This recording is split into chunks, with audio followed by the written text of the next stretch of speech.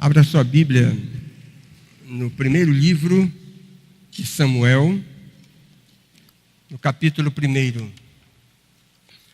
Houve um homem de Ramataim, Zofim, da região montanhosa de Efraim, cujo nome era Eucana, filho de Jeroão, filho de Eliú, filho de Tou, filho de Zufi, efraimita. Tinha ele duas mulheres, uma se chamava Ana e a outra Penina.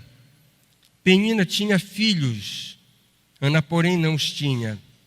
Este homem subia da sua cidade de ano em ano a adorar e a sacrificar ao Senhor dos Exércitos em Siló.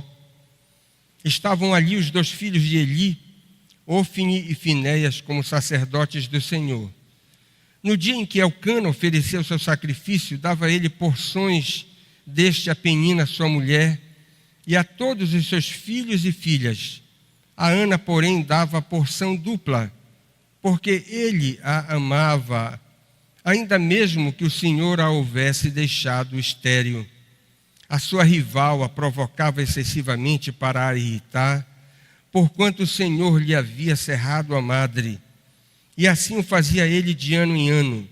E todas as vezes que Ana subia à casa do Senhor, a outra a irritava, pelo que chorava e não comia.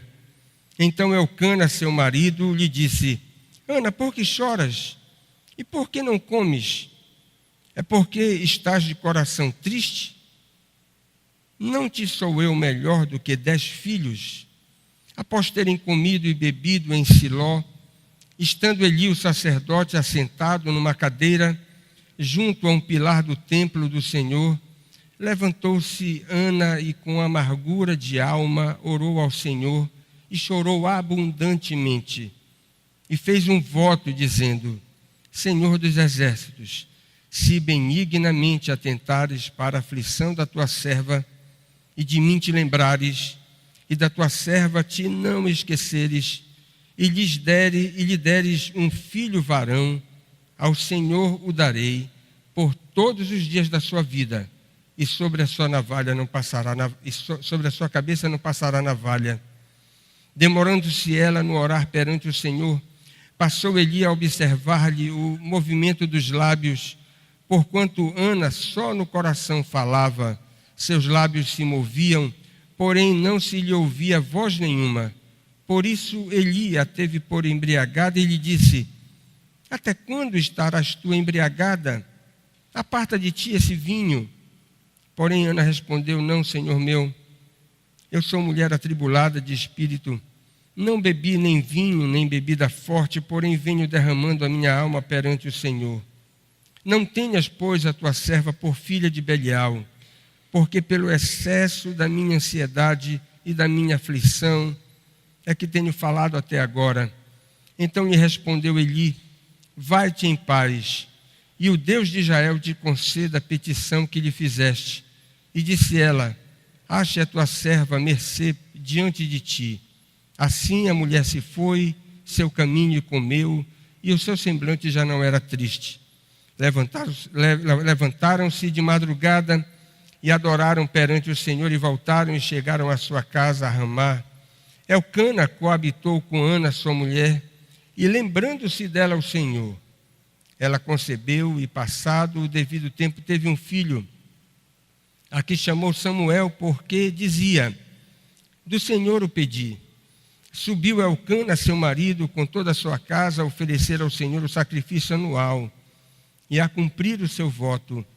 Ana, porém, não subiu e disse a seu marido: Quando for o menino desmamado, levá-lo-ei para ser apresentado perante o Senhor e para lá ficar para sempre.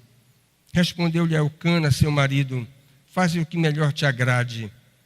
Fica até que o desmames, tão somente confirme o Senhor a sua palavra.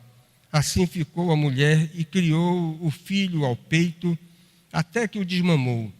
Havendo-o desmamado, levou-o consigo, com um novilho de 3 anos, um efa de farinha e um odre de vinho, e o apresentou à casa do Senhor, a Siló.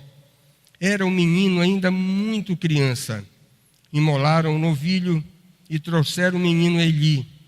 E disse ela: Ah, meu Senhor, tão certo como vives, Eu sou aquela mulher que aqui esteve contigo orando ao Senhor. Por este menino orava eu, e o Senhor me concedeu a petição que eu lhe fizera. Pelo que também o trago como devolvido ao Senhor, por todos os dias que viver, pois do Senhor o pedi. E eles adoraram ali o Senhor.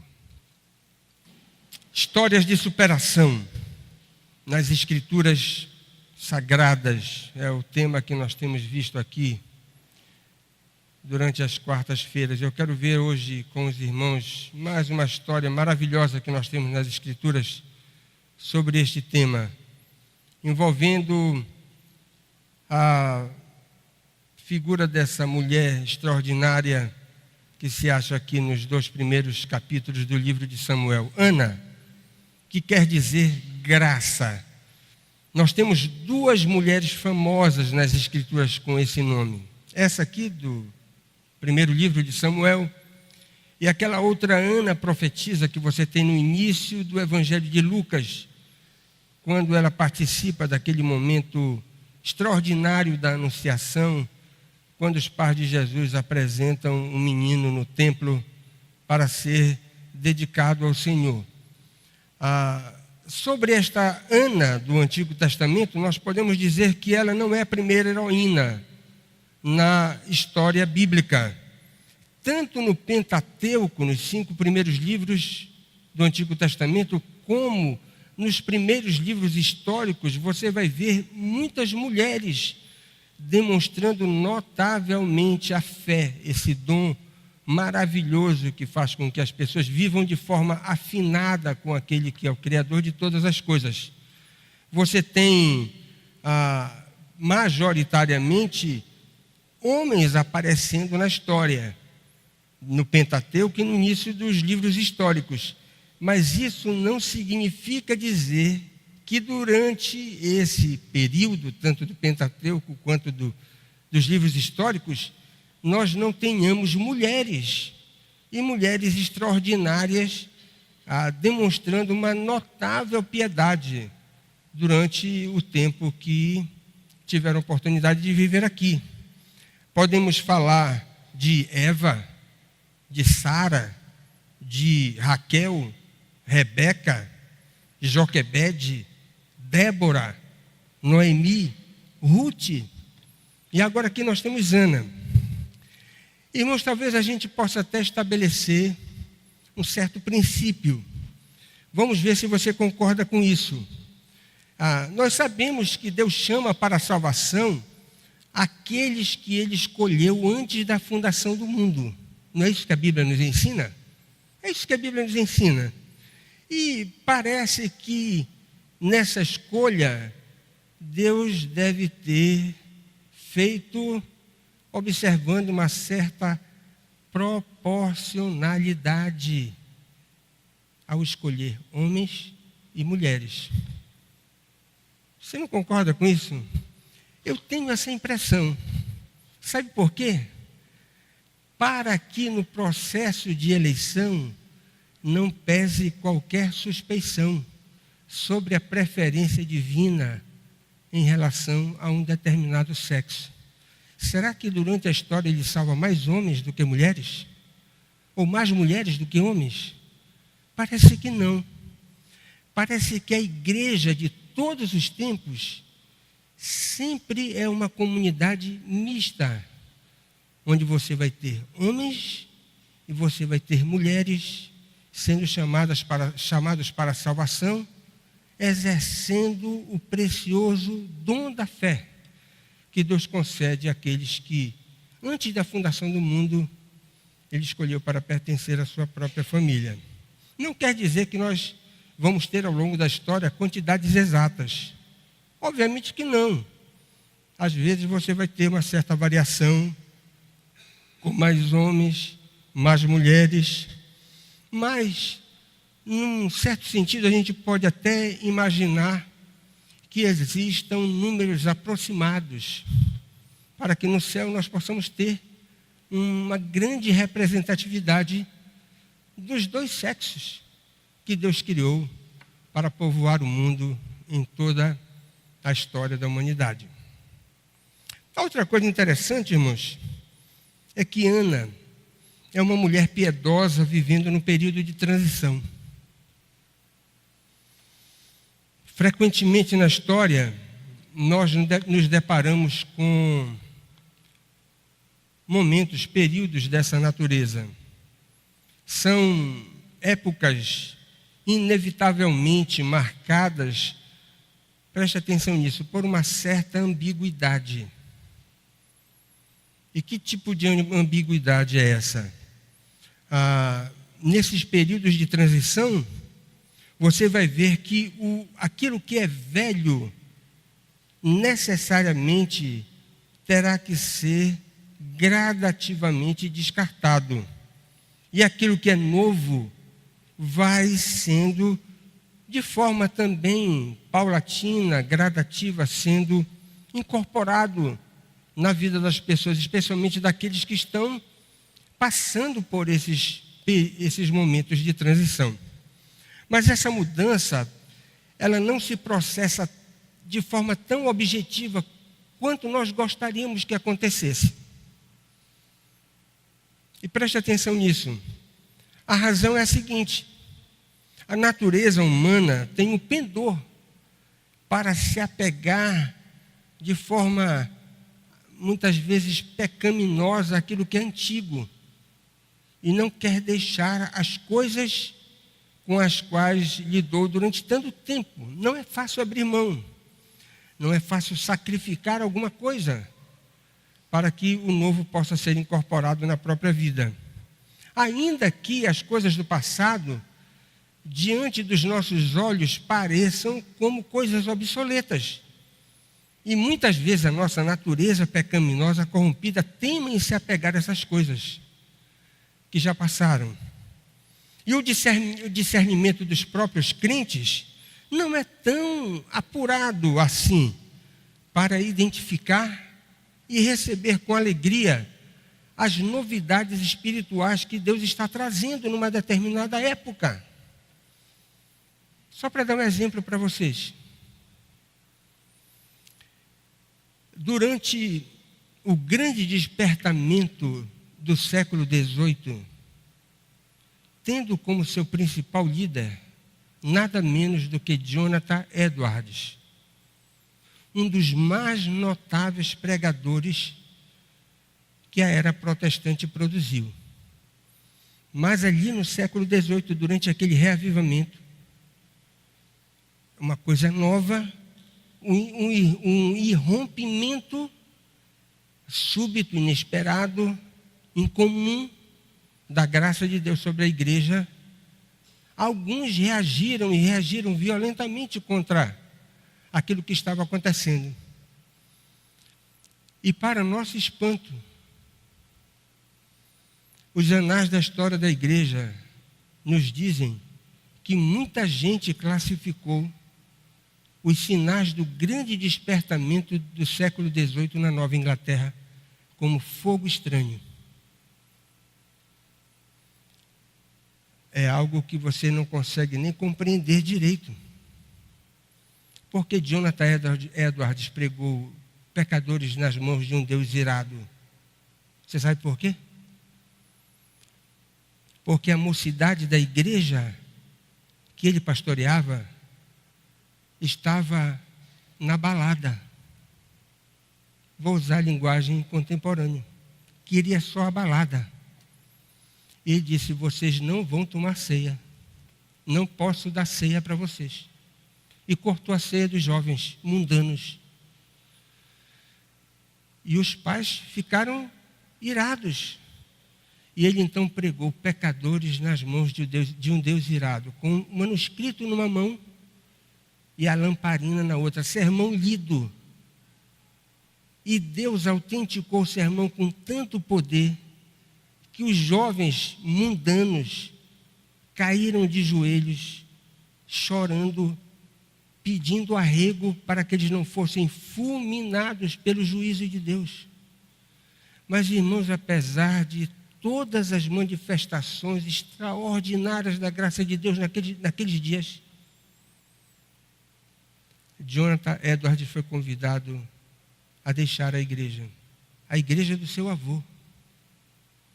Que coisa interessante. Nem sempre, irmãos, nem sempre os homens vão dar as boas-vindas para aquilo que é novo. A natureza humana muitas vezes reage, e reage de forma violenta para aquilo que Deus deseja fazer, porque os homens teimam em se apegar à borra do passado. Ana estava vivendo uma época de transição, e nessas épocas de transição, muitas oportunidades aparecem, e oportunidades maravilhosas que podem ser grandemente aproveitadas por aqueles que estão afinados com o trono da graça. Se durante esses momentos de transição você não estiver afinado com o trono da graça, eu vou garantir uma coisa para você: o cavalo vai passar selado na sua frente e você não vai montar. Você vai perder a oportunidade. E por que você vai perder a oportunidade? Porque você não está afinado com aquilo que Deus está para fazer, está fazendo, ou deseja fazer, naquele momento em que você está vivendo.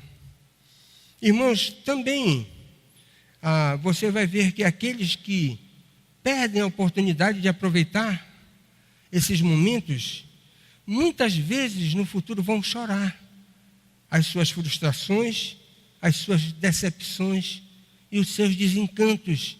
Na linguagem dos dias de hoje, vão chorar o leite derramado. Porque na linguagem do profeta Jeremias, o tempo terá passado, passou a cega, findou o verão, e nós perdemos a oportunidade, nós não estamos salvos. Essa foi a linguagem do profeta. Preste atenção, Ana estava vivendo esses dias delicados, tensos, de novidades, de coisas que Deus estava prestes a realizar na nação da aliança. Que grande desafio para que naquela sociedade ela pudesse ser uma mulher diferente. Pudesse ser para nós verdadeiramente um exemplo de superação. E quais são as características que nós podemos apresentar dessa mulher? Como traços de alguém que pode nos inspirar a copiar a sua conduta, o seu exemplo, as decisões que ela tomou. Irmãos, o primeiro passo é esse aqui, primeiro traço. Ana pode ser descrita como uma mulher que ilustra nas Escrituras, nos traz um exemplo de superação, porque ela foi uma mulher crente numa época de anarquia espiritual. No meio de dias difíceis, ela abraçou a fé e viveu as implicações da fé. E havia muitos indicadores ou incentivos naqueles dias para que aquela mulher não fosse uma mulher piedosa. E o primeiro indicador é que ela vivia na época dos juízes. E no final do período dos juízes, justamente quando você tem um volume significativo de falta de referenciais. Assim termina o livro de Juízes. Não havia rei em Israel, e cada um fazia aquilo que dava na telha. Uma verdadeira anarquia. O povo da aliança havia abandonado os padrões da lei. Havia um descompromisso generalizado para com os imperativos da fé. E quais são os imperativos da fé? Já pensou nisso? Você quer avaliar uma geração, numa determinada época, geração que professa a fé? Faça a primeira pergunta. Você encontra devoção genuína no meio dessa geração? Devoção. Havia desaparecido nos dias de juízo, dos juízes. Segunda coisa que você deve perguntar: você encontra traços de santidade? Não encontra? Então essa geração está longe de Deus. Nos dias dos juízes, não havia santidade no meio do povo da nação da aliança. Terceiro, a vida justa. Os negócios estão sendo feitos corretamente. A conduta justa por parte daqueles que professam a fé, não, estão vivendo de forma irresponsável, envolvidos na corrupção do mundo. Essa geração está longe de Deus. Assim acontecia nos dias dos juízes. E nessa época tão difícil, quando os próprios filhos de Israel haviam dado as costas para esses padrões da devoção, da santidade, da vida reta, Ana foi uma mulher que abraçou a fé. Foi chamada para servir a Deus e fez de forma consciente e determinada. Além disso, irmãos, preste atenção, é possível que uma determinada geração esteja vivendo de forma tão descomprometida com Deus, mas essa geração pode estar experimentando muitos sinais poderosos, milagres, como aconteceu durante o ministério terreno de Cristo. Olha que coisa interessante. Durante o ministério terreno de Cristo, nós tivemos o maior reavivamento na face da terra. Mas você vai ver naquele momento, quando você tem milagres extraordinários, que nunca foram reproduzidos em nenhuma época do mundo, nessa época de grandes manifestações do poder de Deus, os homens não quiseram saber de Deus. Isso já é terrível. Mas não era assim na época de Ana. Na época de Ana, os homens estavam de costas para Deus, longe dos padrões da aliança. Mas sabe de uma coisa? Havia um silenciamento da parte de Deus. Onde é que está isso? Abra sua Bíblia lá em 1 Samuel 3:1. Olha o que é que o texto diz. Naqueles dias, a palavra do Senhor era muito rara. As visões não eram frequentes. Isso significa que Deus estava, num certo sentido, calado. Havia um silenciamento dos céus naqueles dias. Não eram dias de grandes manifestações da parte de Deus para com o próprio povo. Irmãos, para piorar, você percebeu aqui no verso de número 1, onde é que Ana vivia? Ana vivia na tribo de Efraim, a mais numerosa de todas as tribos, aquela que liderou a apostasia do reino do norte. Na terra onde você vai sentir ao longo da história uma apostasia mais severa dentro daquela confederação das 12 tribos. Dias difíceis, Deus estava silenciando a sua voz e Ana ainda vivia numa tribo hostil aos padrões da piedade. Tudo isso poderia concorrer para que aquela mulher fosse uma mulher ímpia, incrédula e mundana. Mas é justamente o contrário que você tem. Ana é uma mulher crente, piedosa e afinada com a vontade de Deus. Irmãos, que lição maravilhosa. Sabe por quê? Tem muita gente que diz o seguinte: eu não sou tão crente quanto eu poderia ser, porque as circunstâncias nas quais eu vivo, elas são extraordinariamente desfavoráveis. Se eu vivesse num lar onde eu tivesse incentivo para a fé, eu trabalhasse numa repartição onde só houvesse crentes, ou numa empresa onde só houvesse crentes, os vizinhos da rua cantassem hinos, não é? E na televisão nós tivéssemos 50 canais, só nos apresentando coisas maravilhosas da palavra de Deus. E se nós vivêssemos num país verdadeiramente cristão, aí eu ia ser muito consagrado.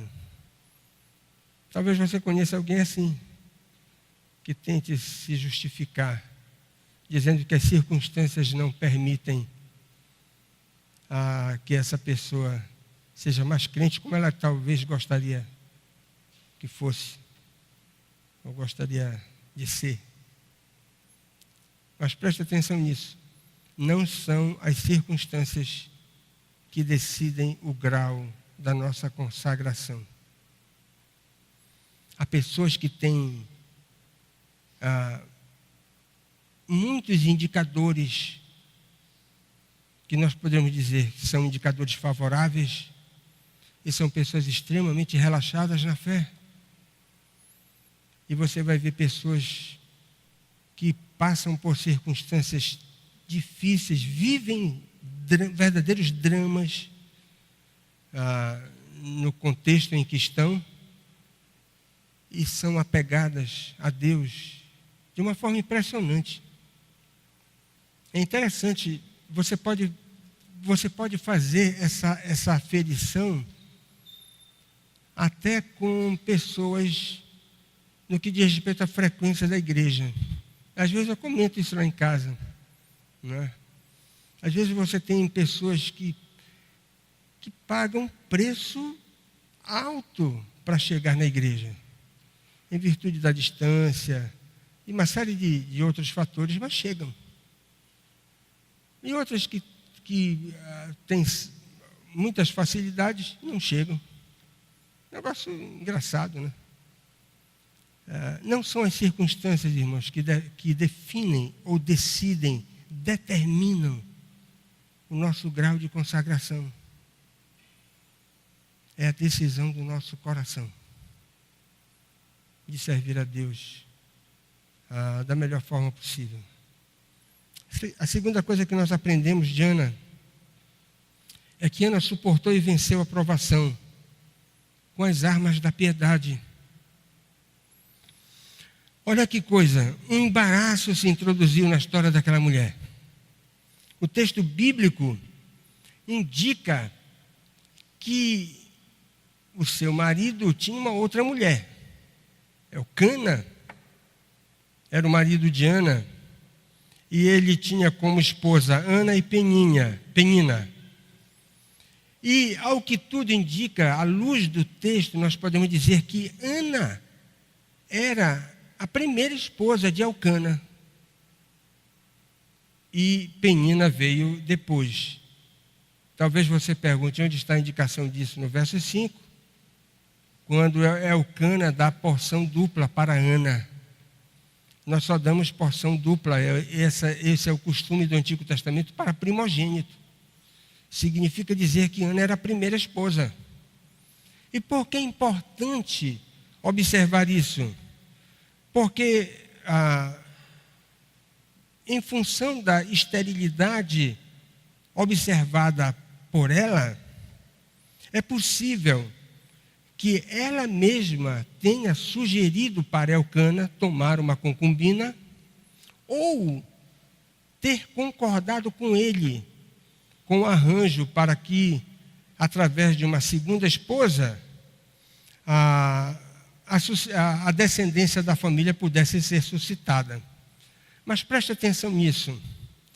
Embora você tenha muitos casos de poligamia no Antigo Testamento, a lei de Moisés, tolerando esse tipo de arranjo, essa não era, a princípio, a vontade de Deus para as famílias que professavam a fé no Deus único e verdadeiro. E a interpretação disso você tem em Mateus capítulo 19, verso 8, quando Jesus faz uma observação a respeito desse problema no Antigo Testamento. A concubina, portanto, tomada por Elcana, passou a ser rival de Ana. E o próprio texto diz 2 vezes que ela a irritava de forma proposital, fazendo com que aquela mulher piedosa experimentasse um grau quase que insuportável de provocação. E justamente numa situação onde isso não deveria acontecer. Justamente quando a família se dirigia ao local de culto, Siló, para oferecer adoração ao próprio Deus.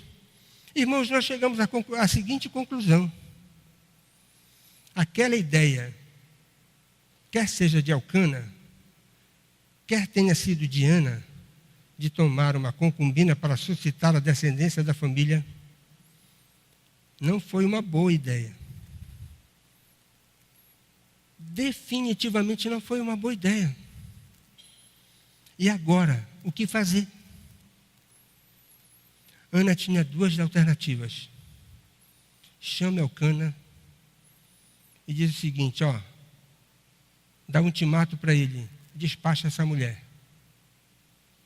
Manda embora. Mas talvez passasse na mente daquela mulher piedosa a história trágica de Sara. Vocês devem lembrar do que aconteceu com Agar. E seria uma atitude extremamente carnal, né? Todas as vezes que você tiver um embaraço para resolver, passa por cima da pessoa. Não parece ser uma boa solução. Mas tinha uma segunda. Ana poderia dizer o seguinte, eu já não aguento mais isso. Eu vou embora. Me dá minha carta de divórcio. Era alguma coisa prescrita pela lei. Fugir. Também, muitas vezes nós passamos por dificuldades, problemas, e nós temos a vontade de fugir. Mas, às vezes, excepcionalmente a ordem de Deus é, fuja. Ordinariamente a ordem de Deus, vença o problema. Não passe por cima das pessoas. Não use as armas da carne. Você é crente. Você quer superar as suas dificuldades, os problemas, os embrólios, os embaraços que talvez você mesmo tenha criado. Então você tem que colocar de lado essas 2 opções que eu mencionei e adotar a terceira opção, que foi o caminho adotado por Ana. Ela busca solucionar o seu problema com recursos espirituais. Ela não passa por cima de Penina, ela não pede carta de divórcio. Ela diz o seguinte, olha, eu estou determinada, eu vou resolver esse problema com armas espirituais. Do jeito de Deus. E talvez você pergunte, quais são essas armas? Irmãos, aquela mulher estava determinada. A provação não iria esmagá-la. A sua fé não era de segunda mão, não era emprestada. A sua religião não era de enfeite. E aqui vem aquela pergunta: se nós professamos a fé, por que nós não usamos a fé nos momentos difíceis? Se a fé não nos servir nas horas de crise, vai servir quando? Para que serve essa fé? E olha o que foi que Ana fez. Primeira coisa, ela recorreu à oração. Dê uma olhada no texto aí. Ela orou. Veja o verso 10. Irmãos, isso confirma que aquela mulher tinha uma vida espiritual autêntica. Sabe por quê? Um homem morto não ora. Quem não crê que Deus pode mexer com o mundo invisível, não ora. Quem não acredita que Deus pode usar o seu poder para resolver o impossível, não ora. Mas aquela mulher queria em tudo isso. Ela tinha o coração afinado com o trono da graça. E aqui, irmãos, nós devemos lembrar duas grandes promessas. Dois textos maravilhosos de Jeremias. Abra Jeremias 33:3. Quando você tem uma promessa extraordinária, invoca-me e te responderei. Anunciar-te-ei coisas grandes e ocultas que não sabes. Mas preste atenção, invoca-me. Jeremias 33:3. Mas você tem uma exigência para ouvir aquilo que Deus deseja lhe revelar. Está em Jeremias 29:13. Buscar-me-eis e me achareis, quando me buscardes de todo o vosso coração. Não é de qualquer jeito. Deus vai lhe orientar, vai lhe dar direção, vai dizer o que você deve fazer. Mas você tem que buscar de todo o seu coração. Invoca-me e te responderei. Mas você tem que fazer isso com toda a sua alma envolvida. A segunda coisa que Ana fez foi espontaneamente um voto ao Senhor. Ela consagrou o filho pretendido a Deus. E aqui vem uma questão. Como explicar que uma mulher estéril vá abrir mão do seu primogênito, justamente quando ela tiver a oportunidade de ver a sua esterilidade resolvida? Como é que agora ela vai receber o primeiro filho e vai abrir mão desse filho, consagrando ao Senhor, em cumprimento ao voto que ela estabeleceu com o próprio Deus? A resposta parece ser simples. A dádiva da concepção sinalizava para Ana, como você deve ter prestado atenção no texto, a restauração daquela mulher ao favor de Deus. Você não percebeu na leitura, quando ela orando diz: Senhor, lembra-te de mim. Será que Deus se esquece? É claro que não. Mas quando no Antigo Testamento você tem o uso desse verbo, Deus se lembrou, significa dizer que chegou o momento dele restaurar o seu favor. Chegou a hora dele agir. Passou o tempo do seu juízo ou da sua imobilidade. Agora Deus vai se mostrar de maneira favorável para com aquele que está clamando para com a operação do seu poder. Ana sabia disso e orou do ponto de vista doutrinário extremamente correto. Ela acertou naquilo que ela estava dizendo. Portanto, o significado do filho era maior do que o próprio filho. Ter a sua esterilidade resolvida era muito mais importante do que receber a dádiva da concepção de um menino. E preste atenção que ela pediu o quê? Uma menina? Meninas são maravilhosas, né? Mas ela disse: olha, um menino. E como Deus respondeu? Menino. Na mosca. Precisamente naquilo que ela havia estabelecido com o Senhor. A resposta foi de acordo com aquilo que ela orou. Porque a sua oração casou com aquilo que Deus tinha para a sua própria vida. Irmãos, além disso, quando ela recebe a graça da concepção, era o sinal de que a sua madre estava agora aberta. E Deus poderia permitir que ela tivesse não apenas mais um filho, mas outros filhos. E veja o que foi que aconteceu lá no capítulo 2, no verso 21. Não deu outra. Aquela mulher teve muitos outros filhos, depois do próprio Samuel. Irmãos, aqui nós aprendemos uma preciosíssima lição. Se para nós votos são coisa séria, para Deus mais ainda. Irmãos, voto é voto. É por isso que o autor de Eclesiastes diz o seguinte, olha, guarda a tua boca de fazeres algum voto para Deus. Jamais vote alguma coisa e não cumpra. E olha a palavra dura do pregador. Sabe por quê? Você não deve fazer voto e não cumprir? Porque Deus não se agrada de tolos. Quem faz voto e não cumpre é tolo. É insensato.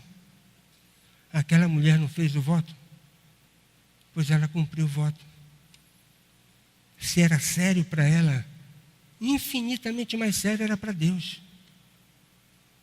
E você já viu alguma vez Deus deixar de recompensar aqueles que sinceramente se voltam para Ele? Me aponte uma pessoa na história que foi decepcionada por Deus. Se você é capaz, mostre na história bíblica um homem sincero que se voltou para Deus e se frustrou. Lembre de Abraão. Tudo aquilo que nós entregamos para Deus, Ele nos devolve infinitamente melhor. Abraão não entregou Isaac. Deus pediu Isaac, está aqui. Deus pediu, estou entregando. O que foi que Deus fez? Ele entregou um filho inconverso. E Deus disse para ele, olha, está aqui de volta o filho, agora ele está tatuado na sua alma. Ele é um crente, ele nunca mais vai se esquecer dessa história. Do cordeiro. Onde está, papai, o cordeiro? Fica tranquilo, meu irmão. Deus vai providenciar para si o cordeiro. Ele é o Senhor de todas as coisas. Aquele menino jamais iria esquecer a experiência do Moriá. Tudo aquilo que nós já temos, como diz o Marte missionário, é pura perda. Mas tudo aquilo que você entrega, Deus devolve para você infinitamente melhor. Escolha o que é que você vai fazer, se você vai reter ou se você vai entregar. Nem o seu marido, nem a sua esposa vai poder fazer alguma coisa por você. Terceiro, ela naturalmente revelou o domínio próprio. E diante daquela interpretação equivocada do sacerdote, dizendo para ela, mulher, por que estás embriagada? Aparta de ti esse vinho. Versos 13 e 14. Ana exibe notavelmente aquela virtude do fruto do Espírito chamada domínio próprio. Essa é uma das mais extraordinárias ilustrações dessa graça que nós temos nas Escrituras. Aquela mulher conservou a sua serenidade, porque ela estava profundamente afinada com o trono da graça de Deus. Nada seria capaz de desequilibrá-la. Preste atenção. Quando nós estamos afinados com o trono da graça, o nosso navio, ele está lastreado. Nós podemos passar por grandes tempestades. O nosso barco não vai só sobrar, porque nós estamos com lastro. E foi isso que aconteceu com Ana. Ela estava afinada com o trono da graça. E mesmo sendo provocada pela rival, ela orou. Mesmo sendo interpretada de forma equivocada pelo sacerdote, pela autoridade lá do santuário, ela conservou a sua serenidade e deu uma resposta maravilhosa para ele. conforme você deve ter percebido no texto. E por último, ela corajosamente exercitou a fé. Veja o verso 17. Quando o sacerdote lhe impetrou a bênção correspondente à sua oração, ela ficou em paz. O seu ânimo não era mais de tristeza. E até o seu apetite voltou. Diz aí o verso 18. E uma mulher, comentando esse texto, ela diz o seguinte: há um notável contraste entre a Ana, que perturbada e avessa à comida, foi orar. E a Ana que voltou para se juntar à sua família. Parece que são duas pessoas completamente diferentes. Embora exteriormente as suas circunstâncias não tivessem mudado em nada, diz a comentarista, agora ela estava jubilosa e decidida, cheia de confiança na expectativa de que o seu pleito iria ser apropriadamente respondido, como de fato aconteceu. Irmãos, quem deseja suportar e vencer provação, as suas provações, a recomendação é usar as armas adequadas. Se você usar as armas da carne, eu garanto para você, não vai dar certo. Você não vai superar. Você não vai vencer. Você não vai lograr êxito. Deixa eu fazer algumas perguntas. A primeira eu já fiz. Você conhece alguém que diz que é impossível ser crente num mundo terrivelmente corrompido? Se você conhece alguém, diga para essa pessoa, isso não é verdade. Foi justamente num mundo difícil que Deus nos chamou para ser sal e luz. Não foi no mundo ideal. Não foi no paraíso que nós fomos chamados para dar testemunho da salvação. Como você tem enfrentado as provações que Deus lhe tem permitido passar? Que armas você tem usado? Terceiro, a sua vida de oração está bem? Você está orando na onça? Não, eu oro. De manhã, quando eu acordo, na hora do almoço e na hora do jantar. Será? Orações formais, mecânicas. Vida de oração não é isso. Vida de oração é separar tempo de qualidade para abrir o coração diante de Deus, para adorar, para pedir, para interceder, para agradecer e para confessar. Você tem cinco trabalhos para realizar na sua vida de oração. Seus compromissos com Deus estão em dias? Estão em dias? Seus votos de serviço, emprego dos seus dons, dos seus talentos, dos seus tesouros. Ok? Ou você está tentando enganar a Deus? Quinto, suas reações costumam ser santas? Quando você é provocado por alguém, ou alguém que interpreta a sua condição de forma equivocada, como é que você reage? E por último, dê uma olhada para o seu lado, para quem está do seu lado. Faça uma pergunta para quem está do seu lado. E a pergunta é a seguinte: você me vê como alguém que exerce a fé? Fala a verdade. Diz para a pessoa que está do teu lado. Não é? Pergunte para a pessoa que está do seu lado: você me vê como alguém crente que está vivenciando a fé?